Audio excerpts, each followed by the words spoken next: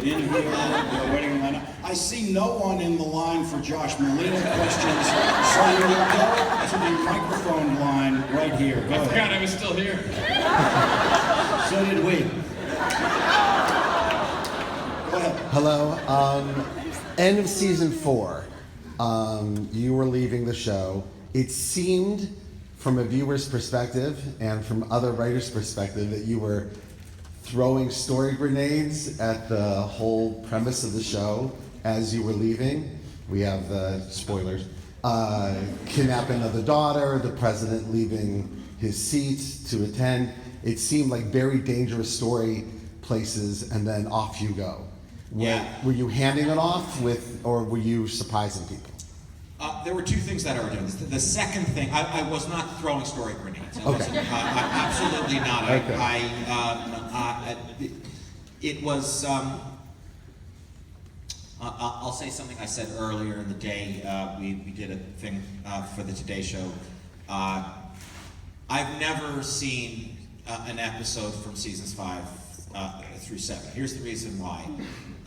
When Tommy and I, throughout season 4, had been talking about that the end of the season might be the right time to leave, and we watched as things developed, and we thought about it, we talked about it, and once the decision was made, the announcement of this decision couldn't wait because it would leak out. So we called our publicist and said, this is happening now, and a press release went out right away, and once it did, Larry David called me, who's a guy I've shaken hands with a few times, chatted with a little bit. He's not a friend of mine. Larry David left Seinfeld early too. Seinfeld went on without him, and he said, "Listen, this is very important. You can't ever watch the show again, because either the show is going to be great without you and you're going to be miserable.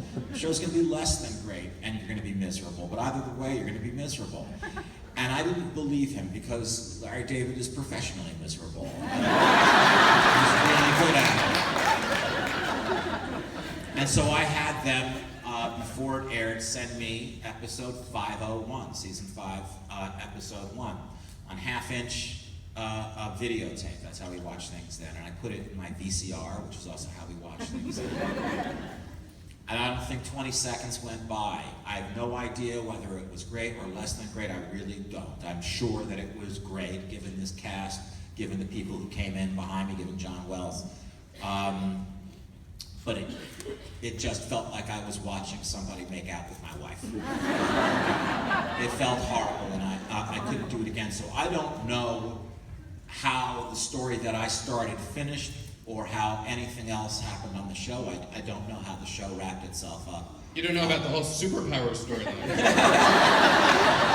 It's so good. So to answer your question, I apologize to everybody else in line. It shouldn't come as that much a surprise to you that brevity is kind of a challenge for me. But, I was doing two things. The second thing that I was doing was trying to set the table for the people who were coming in.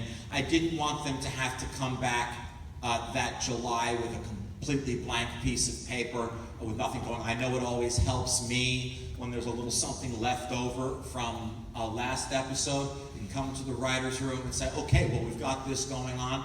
Our favorite thing, right, Kevin, would be when when a script was too long and something lifted out perfectly and could go right in the next one. That's right. I think that wasn't there a story we carried for about 5 episodes? We kept trying to. Well, I'm still trying to get through the Halloween episode. If we had time, we'd talk about the Halloween episode, which is fantastic. But the first thing that I was trying to do was this. Something happened this is season 1, right? What is the episode when everybody goes to the Georgetown bar with Zoe? When you're making chili. Well, that's the Crackpots Nice Women, isn't it? No, it can't be. Mr. Willis of Ohio? Was that it? Mr. Willis of Ohio. It's Mr. Willis of Ohio. They go, and they include Zoe Bartlett, the president's daughter. They go there, and it's a new thing where Zoe she's a college kid now, she doesn't want her Secret Service detail right on top of her or anything, so They've made a deal with her, okay, just carry this thing on your keychain, this garage door opener, it's a button that you push, it's gonna beep us. We're not gonna be more than 50 feet from you, but we'll be right there if there's any kind of trouble. And Bartlett, a father, reluctantly agrees to this, and this thing happens at a bar. So Bartlett calls his daughter in and does what any father would do in that situation. He scares the hell out of her, tells her how dangerous this can be, tell her that the nightmare of the Secret Service isn't him getting shot. The Constitution has a mechanism to take care of anything happening to him. The vice president just takes over. The nightmare is her getting abducted, getting kidnapped. What happens now? What happens when they've got a knife at the president's daughter's throat and they're saying, release these prisoners, or how about aim these missiles at Israel? In any event, forget about the what do we do part of it. You don't have a commander-in-chief anymore. You have a father who's gone out of his mind with worry. That guy can't be making good decisions. So what do we have to do? We have to remove him somehow using the 25th Amendment and stick him in exile. And now we've got ourselves a king in exile, somebody else over here. And what happens when the king in exile decides that the guy who's doing the job is doing a bad job, and he tells Josh or Leo or Toby, listen, get word to Fitz that I want this and this to happen. All right, well, we've got a problem now. There's a coup d'etat underway. We've got a constitutional crisis at the worst possible time. He tells Zoe all of these things. And frankly, as I was writing it, and as Martin was performing it, I thought, where the hell's this story been? This is absolutely fantastic. It can't, because we can't do this stuff on our show. It has to be small enough to fit in our show. So I imagined, I even left little clues. I had Anna Deavere Smith say, this is in the season finale, season 4 finale, which is called 25. This is not a James Bond operation. We're going to find out that she is tied to a chair in the back of a muffler shop in upstate New York. I had recently been reading about rapturists, people who are trying to hasten the end of the world because it'll hasten the rapture. And I thought, okay, great, then, but it's certainly going to look like this is an act of international terrorism. But let's have the whole thing be over with by tomorrow.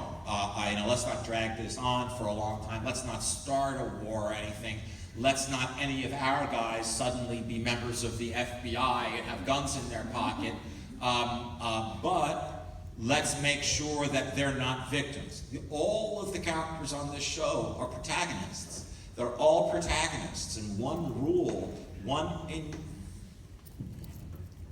that you can't ever violate about protagonists: they can't be passive.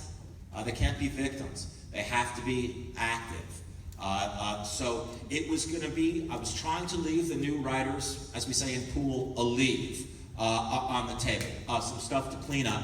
I didn't ever want to be over their heads saying, well, this is what I intended. So I wanted to make a clean break of it and let them make these decisions themselves however they want to. Again, I don't know how they wrapped it up. But to be clear, I was absolutely not trying to burn the earth behind me. I was trying to seed it. All right. I just tell you,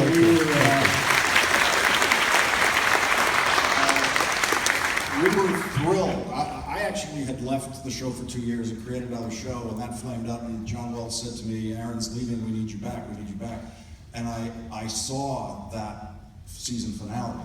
And I said, oh, okay, I'm coming back. The first meeting in the writer's room was a banquet. It was, look what the master had left us. We were so thrilled with what was on the table.